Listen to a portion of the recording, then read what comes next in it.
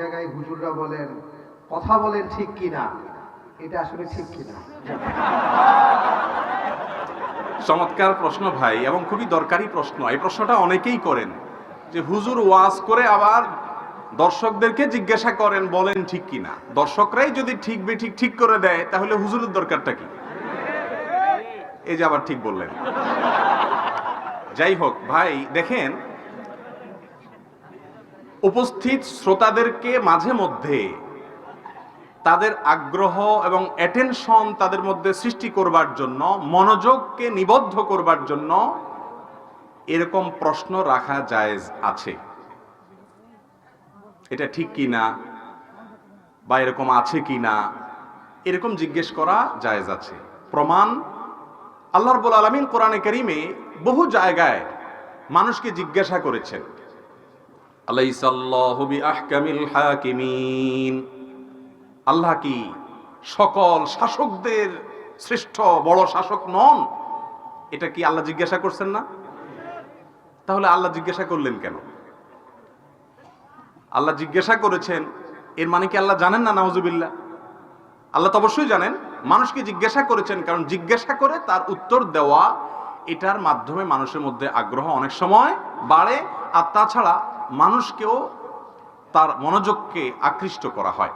আমাদের প্রিয় নবী সাল্লাল্লাহু আলাইহি সাল্লাম প্রায় সময় তার মজলিসে সাহাবীদেরকে জিজ্ঞাসা করতেন বিভিন্ন প্রশ্ন। তখন সাহাবীরা বলতেন আল্লাহু ওয়া রাসূলুহু আ'লাম, না জানা থাকলে বলতেন এ বিষয়ে আল্লাহ এবং তার রাসূল ভালো জানেন।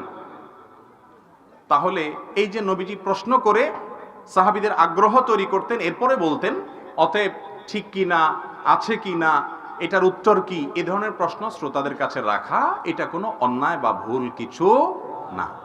জি, মুরগির ড্রেসিং করার ব্যাপারে একটু বলবেন। অনেকে বলেন যে ড্রেসিং করা মুরগি নাকি হারাম। খুবই গুরুত্বপূর্ণ একটি প্রশ্ন। এদেশের অনেক ওলামা একরাম এই মাসআলাটি বলেন, অর্থাৎ তাদের মত হলো যে মুরগিকে যদি ড্রেসিং করা হয় গরম পানিতে চুবিয়ে, এরপরে যে মেশিনের মাধ্যমে যদি তার পরগুলো আলাদা করা হয়, তাহলে সেক্ষেত্রে সে মুরগি খেতে অনেক আলেমরা নিষেধ করেন। এই প্রশ্নের উত্তরে ডক্টর খন্দকার আব্দুল্লাহ জাহাঙ্গীর রাহিমাহুল্লাহ বলেছেন যে ওলামা একরাম যে যুক্তিতে নিষেধ করেন সেটা হলো, ওনারা মনে করেন যে মুরগির পেটের ভেতরে নাড়ি ভুড়ি যদি থাকে, পায়খানা মলমূত্র আছে, এই অবস্থা যদি গরম পানিতে চুবানো হয় তাহলে ওই গরম পানিতে ওই মলমূত্র সবগুলো সেদ্ধ হয়ে গলে গোশতের সাথে মিশে যেতে পারে, নাপাক হয়ে যেতে পারে গোশতটা। সেজন্য আলেমরা নিষেধ করেন। কিন্তু আব্দুল্লাহ জাহাঙ্গীর রাহিমাহুল্লাহ বলেছেন যে মাত্র কয়েক সেকেন্ডের জন্য চুবানো হয়, সামান্য সময়ের জন্য চুবানো হয়। এত অল্প সময়ে আসলে ওই মুরগির ভেতরকার ময়লা গোশতের ভেতরে প্রবেশ করে না। করে না যে তার প্রমাণ কি? তার প্রমাণ হলো গোশতের মধ্যে কোনো মলমূত্রের গন্ধ আসে না, কোনো বর্ণও আসে না, কোনো আলামতও আসে না। অতএব এটি জায়েজ হবে ইনশাআল্লাহ, সেটাই হলো বেশিরভাগ মনে হয়।